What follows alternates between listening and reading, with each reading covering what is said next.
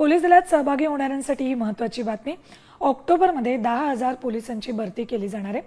पदभरतीच्या मान्यतेसाठी गृह विभागाला प्रस्ताव सादर केला। सुरुवातीला मैदानी आणि त्यानंतर मुंबई वगळता राज्यभरात एकाच वेळी लेखी परीक्षा घेतली जाईल। ऑक्टोबरमध्ये होणाऱ्या पोलीस भरतीत बँड, समन्वयक, शिपाई, पोलीस शिपाई, नंतर राज्य राखीव पोलीस दलातील अंमलदार देखील असणार आहेत। उमेदवारांना एका पदासाठी एकाच जिल्ह्यात एकच अर्ज करता येणार आहे। अर्जाचं शुल्क 1,000 रुपये असेल। पोलीस भरती पद मंजुरीसाठी गृह विभागाकडे प्रस्ताव गेलेला आहे। बँड, समन, चालक, शिपाई, पोलीस शिपाई, SRPF मध्ये अंमलदार भरती केली जाणार आहे। मुंबई वगळता राज्यभरात एकाच वेळी लेखी परीक्षा घेतली जाईल। ऑक्टोबरमध्ये 10,000 पोलीस भरती होती।